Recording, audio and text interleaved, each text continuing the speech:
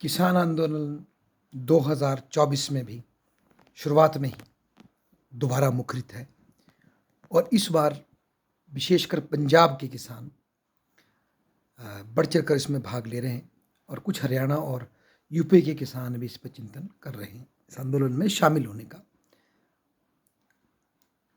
इस बार 3 काले कानून उनका सामना नहीं है, उनका मुकाबला है एमएसपी का। वो 22 या 23 क्रॉप्स पे एमएसपी चाहते हैं, सेंट्रल गवर्नमेंट से गारंटेड एश्योरेंस चाहते हैं। तो इस चीज़ को समझने के लिए हमें थोड़ा इतिहास में जाना पड़ेगा। ग्रीन रेवोल्यूशन हमें लाना पड़ा, उसके क्या कारण थे ऐतिहासिक, वो हमें स्टडी करनी चाहिए।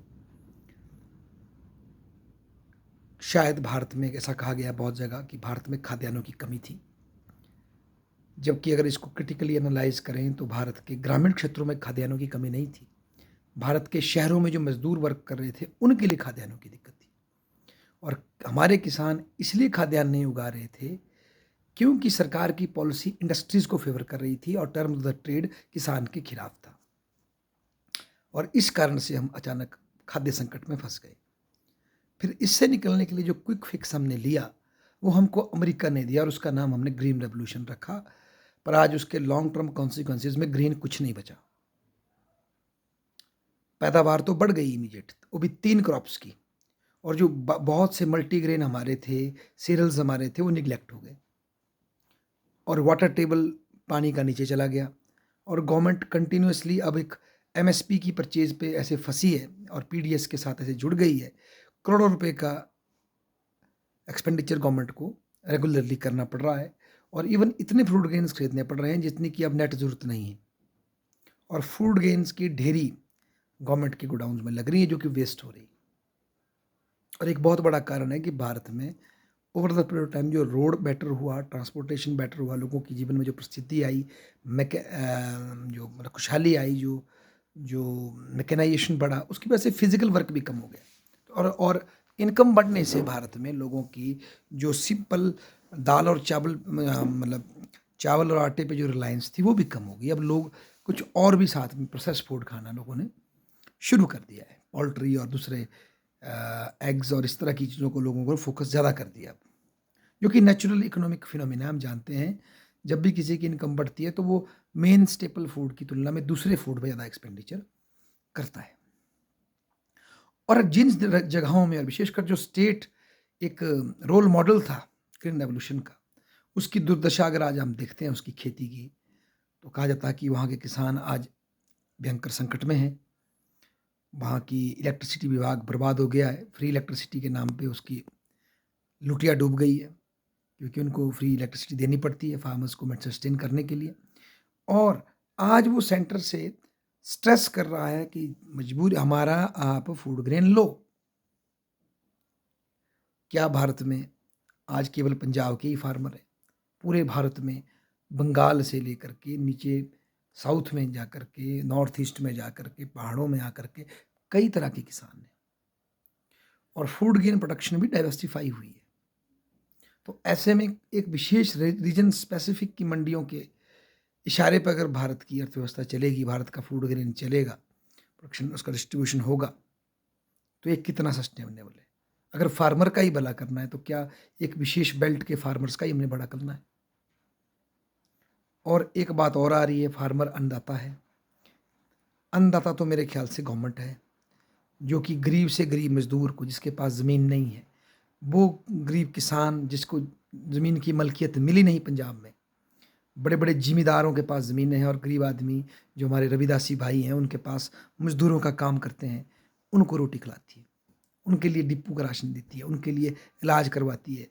वो है अन्नदाता गवर्नमेंट। और उसके सबसे बड़े कंट्रीब्यूटर हैं जो टैक्स पेयर हैं। सबसे पहले जो डायरेक्ट टैक्स पेयर हैं और फिर जो इनडायरेक्ट टैक्स पेयर है, जिसमें फार्मर भी आते हैं, मैं ऐसा नहीं बोलता कि नहीं आते, पर अन्नदाता का ये कॉन्सेप्ट, ये फेक कॉन्सेप्ट अब नहीं चलना चाहिए। भारत बहुत आगे आ गया। अगर यहाँ फूड ग्रेन ना भी पैदा हो, हम इंपोर्ट करके भी खा सकते हैं भारत, कोई ऐसी कमी नहीं है भारत को कि किसी के टुकड़ों पर या ध्यान दया पर हमारा भारतवर्ष पल रहा है, ऐसा कुछ नहीं। और अगर गवर्नमेंट अब झुकी, जो मोदी सरकार की आदतें हैं झुकने की, तो मोदी सरकार जो आर्थिक रिफ़ॉर्म पे हम आए हैं बड़ी मुश्किल से 90s से, जिसमें पीवी नरसिम्हा राव जी ने अपना बलिदान दिया, अपने मनमोहन सिंह जी ने कुर्बानी दी, चिदम्बरम जी और जितने भी विद्वान हमारे रहे आज तक, वाजपेयी जी, ये इनके मतलब जिन्होंने इकोनॉमिक रिफ़ॉर्म को आगे बढ़ाया, वो सब ज़ीरो हो जाएगा और फिर से हम एक क्वासी सोशलिस्टिक और समाजवाद का ड्रामा पकड़ेंगे और ये लॉन्ग टर्म में हमारी डेवलपमेंटल प्रॉस्पेरिटी को भी हाथ डाल देगा। हमारा डेट इतना इनकर्ड हो जाएगा, हम फंस जाएंगे। और सबसे बड़ी की बात है, पंजाब की एग्रीकल्चर क्राइसिस भी खत्म नहीं हो, पंजाब या हरियाणा भी अगर ऐड करें इसमें, तो ज़रूरत है, जो सरकार प्रयास कर रही है कि पंजाब में डाइवर्सिफिकेशन हो, उनको पैकेज दिया जाए, वो उन तिलहनों को लगाए, उन ग्रेन्स को लगाए जिनकी आज हमें ज़रूरत है। फार्मर्स एकदम से चेंज नहीं हो सकते हैं, उनकी मजबूरियां हैं, उनको ऑप्शन दी जाए। पर इसके बावजूद भी अगर किसान अड़े हुए हैं अपनी उस जिद पे और गवर्नमेंट बकल डाउन होती है इन 2-3 स्टेट्स के किसानों के ऊपर, 2-3 स्टेट भी पूरे नहीं बोल सकते हम, दो दो स्टेट अगर कंप्लीट बोल भी दें और उसका एक बेल्ट बोल दें, और विशेषकर एक विशेष जाति विशेष के किसान जिसमें ज़्यादा आते हैं, जो जाट पेजेंट्री हमारी आती है, चाहे वो सिख हो, चाहे वो हरियाणा में हो, और इवन वेस्टर्न यूपी की जो जाट पेजेंट्री आगे आती है, एक जातिगत और किसानी मिक्स जो एक आंदोलन होता है, इसके सामने झुकते हैं। तो जो अन्य किसान अन्य जातियों से जो आते हैं और जो गरीब किसान उनके खेतों में मजदूर काम करते हैं, उनके हकूक़ को भी गवर्नमेंट को देखना होगा, और अन्य स्टेटों में जो किसान हैं उनके हितों को देखने की जिम्मेदारी भी गवर्नमेंट के ऊपर है। और आज जब हम विश्व स्तर पर अपने सीरियल्स को फोकस कर रहे हैं जो कि कम वाटर को लेते हैं, जिससे कि जो अब देख रहे हैं पंजाब हरियाणा में, वेस्टर्न यूपी में वाटर टेबल डाउन हो रहा है इन फसलों के कारण, इलेक्ट्रिसिटी जनरेट मतलब फ्री करनी पड़ती है ताकि पानी निकल सके, और वही किसान कुचक्कर में फंस रहा है। तो ऐसे में हमें सीरियल्स की नई अप्रोच या हॉर्टिकल्चर या इसको कुछ और डाइवर्सिफिकेशन की तरफ बढ़ना है। अगर आज गवर्नमेंट इस पे आ जाती है तो वो सारा जो हमने आज तक जो इस रिफॉर्म करके जो भारत विश्व के पटल पे आज सामने आ रहा है, निर्धनता को हम कम कर पा रहे हैं, वो सब ज़ीरो हो जाएगा। और ये बात भी सबको समझने की ज़रूरत है, पंजाब आज के समय में सबसे ज़्यादा लैंडलॉर्ड से गवर्न स्टेट है। बेसिकली जो पाकिस्तान में लैंड रिप्रेजेंटेड डोमिनेट कर रही है, उसी तरह की बीमारी आज पंजाब में भी है।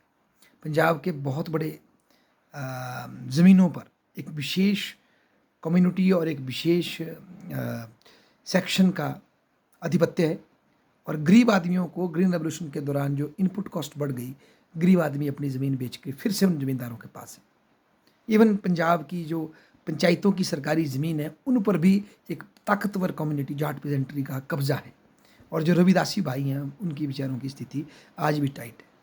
तो उस क्वेश्चन को भी तो सॉल्व करना है, सोशल जस्टिस को भी तो सॉल्व करना है। किसान बोल करके आप छिप नहीं सकते, फार्मर बोल के आप छिप नहीं सकते, पीजेंट नहीं है, पीजेंट होते हैं छोटे किसान।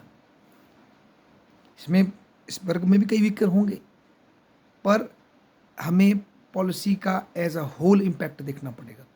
पर आज अगर गवर्नमेंट इसको कॉम्प्रोमाइज़ करेगी तो एक ऐसा ट्रेंड सेट होगा जो कि भारत को गर्त में घसीटेगा। और मज़े की बात है, पंजाब भी अपनी गरीबी से बाहर नहीं आ पाएगा, क्योंकि मैक्सिमम इसके बेनिफिट जो है वही क्लास जो कि रिच लैंडलॉर्ड है पंजाब का, और जो बड़ा किसान होगा और जो आड़ती हैं वो इंजॉय लेंगे, और जो छोटे किसान हैं और जो मजदूर उनके खेतों में काम करते हैं उनका शोषण सदैव ऐसा चलेगा। और मज़े की बात है, पंजाब की धरा भी, भूमि भी प्रदूषित हो जाएगी और उसका फाइनेंसिस भी कभी सुधर नहीं पाएंगे।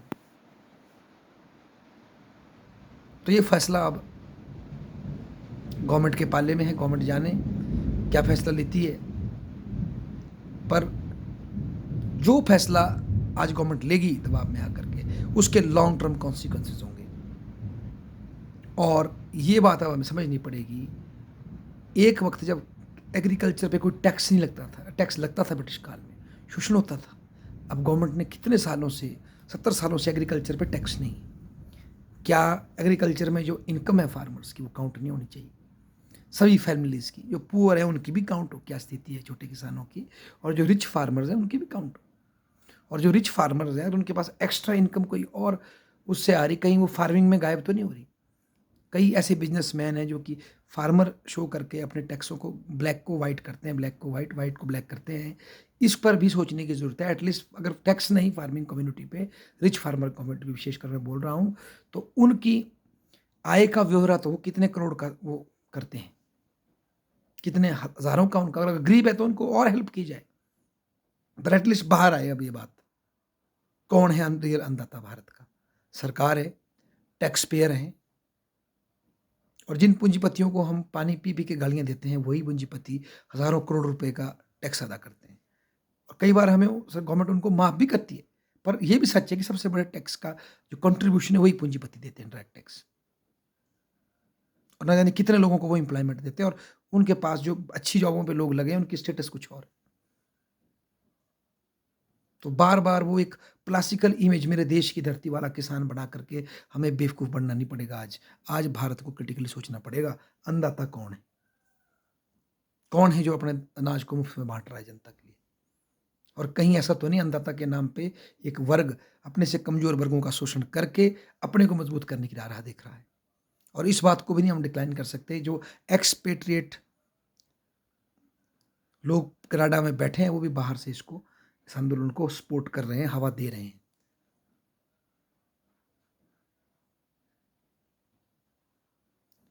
और ये अच्छा है, क्योंकि जो अब भारत की राजनीति के जो प्रणब-प्रदन कहते थे कि 4 क्लासेस है, अब संघर्ष जो है पीजेंट्री वर्सेस जो Jat peasantry versus vis a vis business community and new elite आ गया है, ये होना चाहिए।